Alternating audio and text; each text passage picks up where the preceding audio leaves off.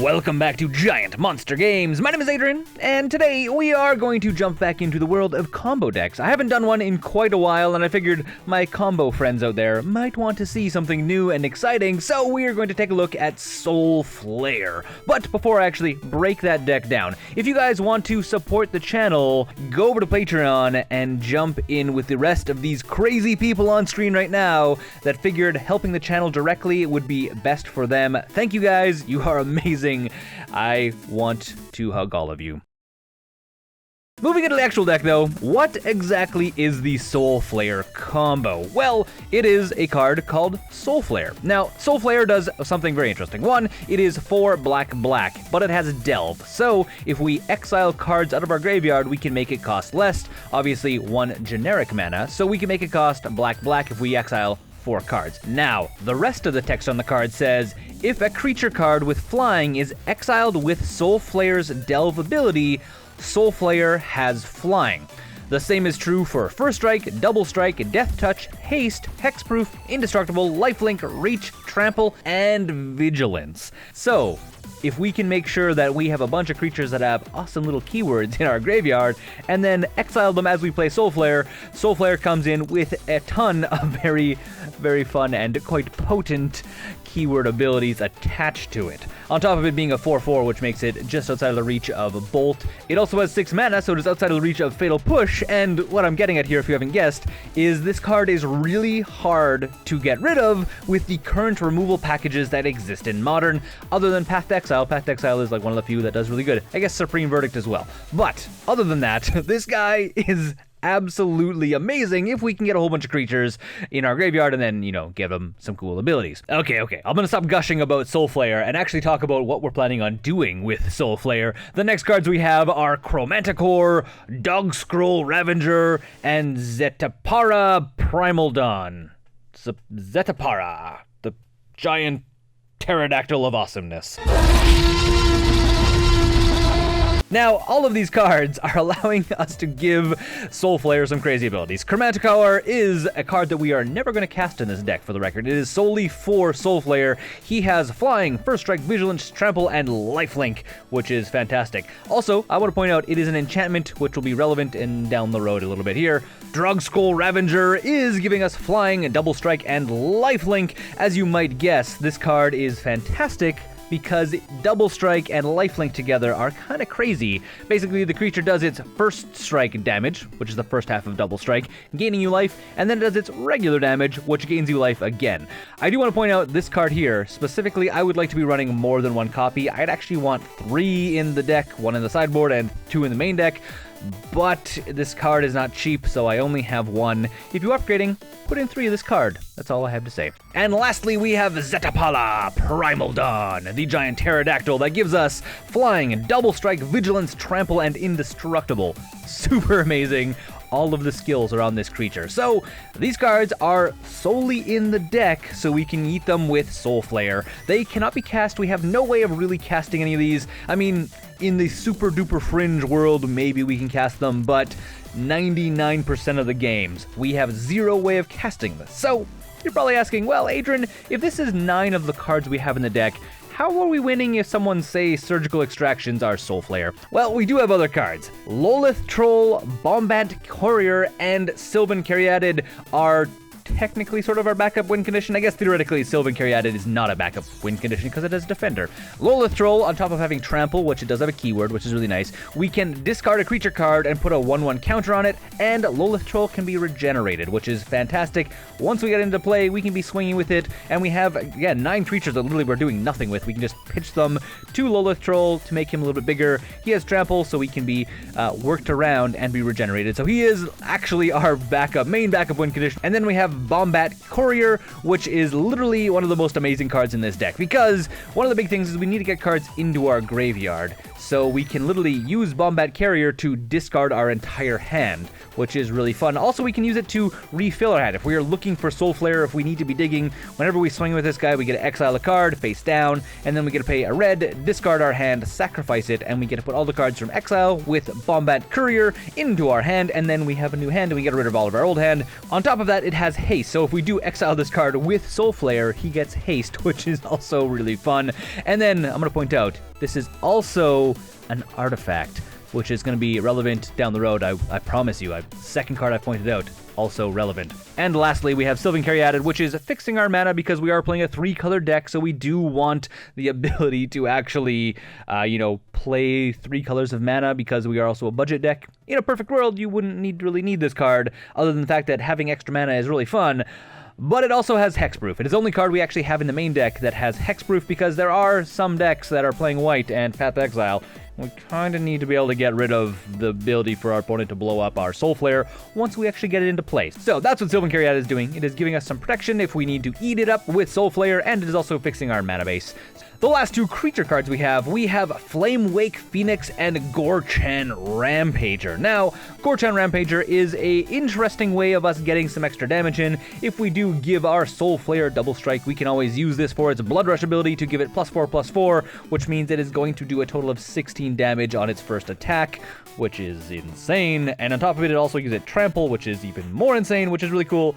We can actually cast this card if we are in a pinch, is another kind of side thing of this card. We only have one of them in the deck because we don't really want it for anything other than beefing up our creature, giving it +4/+4, and then playing a creature if we need to get into if we're in the stickiest of situations, we can play him as a backup. And then our Flamewake Phoenix is a really interesting card in this deck because, as you have seen, we have a bunch of creatures that have power of 4 or greater, or they can be made to be bigger so they have power 4 or greater. Specifically, Lotleth Troll can be pitched a couple creatures and then get bigger. He can become a 4/4 relatively easily in this specific deck. So when we go to combat, and if this guy's in our graveyard, we can then pay a red mana and it comes back, and we have a 2/2 flyer that's swinging in the air for a little bit of extra damage, extra value, if you will. And then if we decide we don't want a Phoenix, we can always gobble this Phoenix up with Soulflayer and get haste and flying if we do need to get some hasty flying Soulflayers into play. So this card is really cool. It has a couple different functions, which is why it's in the deck, because anything in Modern,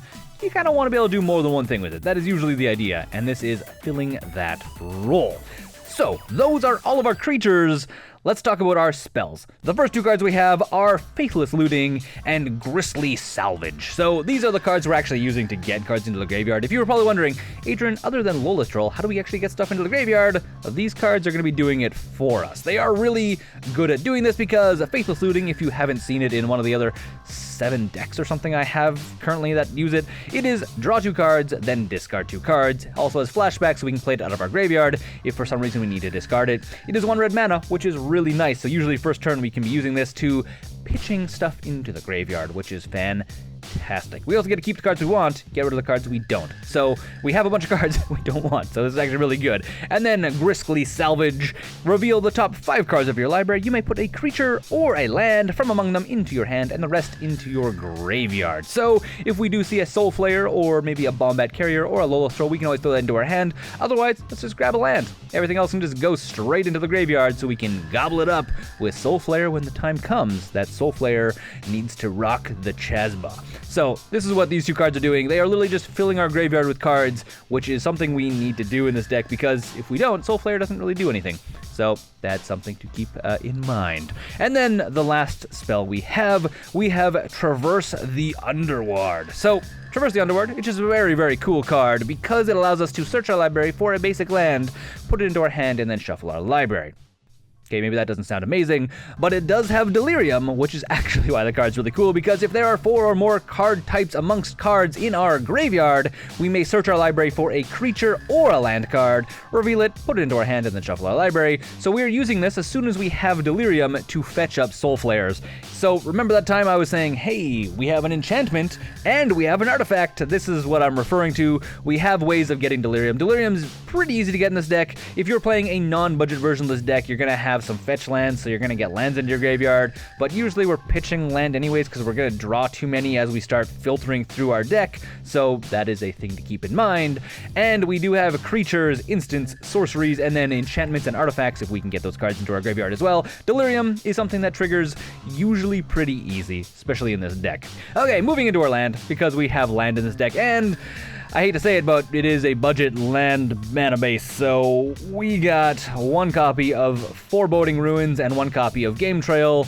These cards make me cry at night, and they kind of hurt my soul a little bit because they come into play unless we reveal a swamp or mountain if we're playing Forbidden Ruins, and Game Trail is if we reveal a forest or mountain.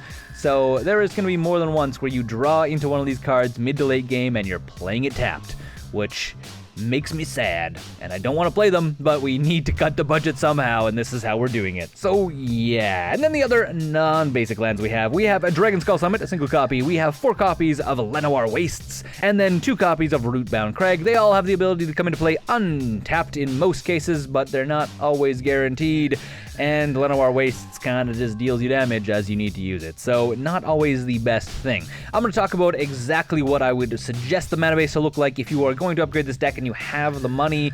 I will talk about that in the upgrade section because this mana base makes my life hurt. Adrian is a sad panda, specifically because we have 4 swamps, 4 mountains, and 3 forests, making me the saddest of pandas because the forests are clearly being chopped down compared to the swamps and mountains. And that is the entire main deck, but before we break down this sideboard and the upgrade section, if you want to pick this deck up in paper, go over to Flipside Gaming and use promo code GIANTMONSTERGAMES to get 10% off your online purchase. Or, if you want to pick this deck up for MTGO, there is a link to Card Hoarder in the description below this video. Both of these things help out the channel directly by you playing Magic. So, if you want to do that, that would be amazing. Okay, jumping over to the sideboard. Starting out, let's talk about some other creatures in our sideboard that could be useful. We have Avon, Fleetwing, and Darina Capsarmus the Paragon. You're going to be called Diana. Diana gives us First Strike, Vigilance, and Lifelink if we do need Lifelink, which is sometimes really relevant if we're playing against Burn. We do need more Lifelink. We don't have quite enough in the actual main deck. 1 extra card, usually it will get us there, and as I was saying before, you can probably upgrade that other card, so you actually have 2 extra copies of cards. Yes, this card gives us lifelink. Diana, you're amazing. I love your lifelinking abilities. And then even Fleetwing is giving us flying and hexproof because there's a lot of times where we need extra hexproof creatures. This is going to get us there, giving us an extra creature with hexproof if we do need it, because sometimes 4 doesn't cut it. 6 is going to get us there usually when we do need to. Moving into targeted cards to help us win some matches, we have Ancient Grudge and Dampening Sphere are the first 2 cards. It is allowing us to destroy target artifact, flashback, awesome, fun times. We get to blow up stuff like Ensnaring Bridge. That's literally the card I'm thinking about with this. And also blows up Infinity, which is sometimes faster than us. Dampening Sphere, you guys have seen me talk about the last 4 decks because I keep shoving it into my sideboard. It is basically making it so Tron slows down, Storm slows down, other combo decks that are going to be playing a lot of cards slow down. It is really good because usually we're not playing more than 1 spell a turn because we are kind of a combo deck. We're looking to assemble the pieces and then play a giant Soulflayer, which is really funny. The next 2 cards we have Nile Spellbomb and Duress. Nile Spellbomb obviously is getting rid of other people's graveyards, not necessarily all graveyards, which is why we're running Nile Spellbomb over Relic of Progenitus, because I kind of want to get rid of one person's graveyard, specifically not mine. And we also get to draw a card off it, which is really, really fun.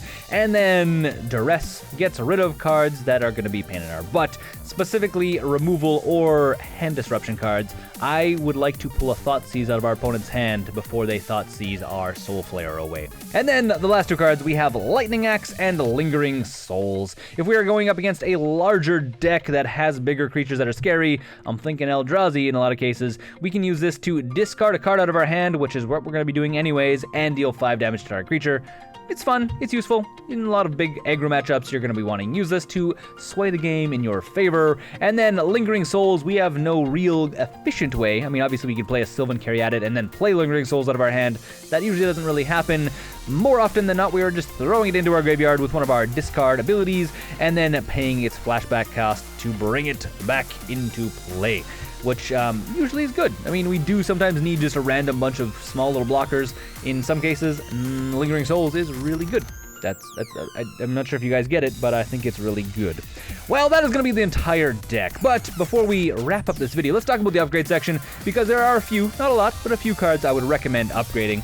The mana base for this deck can be easily upgraded. Because it is a 3-color deck, I would highly recommend something like this. So we have 3 Blood Crypt, 4 Bloodstained Mire, 2 Blooming Marsh, 1 Forest, 2 Overgrown Tomb, 2 Stomping Grounds, 1 Swamp, and 4 Wooded Foothills.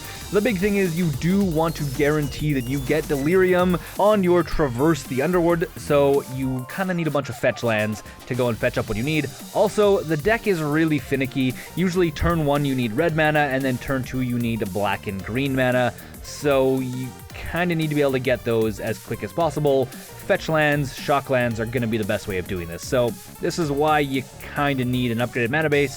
That is the story with every 3-color deck. I feel like this is something I have stressed down the road. So this is what I would recommend if you are upgrading your mana base. This is the direction you should be going. The other 2 cards, there's only other 2 cards I would recommend. I would say Thoughtseize and Collective Brutality are really good. I would actually recommend Thoughtseize as a 4-of in the sideboard if you have the ability to do it, because it allows us to pull out stuff that our opponent is going to play that is going to be difficult for us, specifically in a lot of combo decks and a lot of decks that are running targeted hate. We just need to slow our opponent down. I'm thinking stuff like, again, blowing up our graveyard really hurts us, so being able to pull out a relic out of our opponent's hand, Relic of Progenitus, was going to be really handy. There's a bunch of other things you could think of. Thoughtseize, running 4 of them in the sideboard, good idea. Collective Brutality, I actually think you might want to run a single Collective Brutality in the main deck and maybe another one in the sideboard, because it slices, dices, cut, drops, grinds. It does all the kind of things we need to, and to escalate it, we actually just get to discard cards, which we're already trying to do in the deck, so why not do it and make our opponent lose life, gain some life, kill creatures, make our opponent discard instants or sorceries. So this is something I would highly recommend. Again, both these cards are relatively expensive, so I'm not running them in this deck, and they're not 100% necessary, but I know for certain that they will make the deck better. Until next time, though, this has been the entire deck. My name's Adrian. I hope you guys enjoyed this video. Don't forget to subscribe if you want to see more videos just like this one. Also, pound that like button. Always super fun. My name's Adrian, as I said already 3 times in this video. I will talk to you guys next time, and don't forget to game like a giant monster.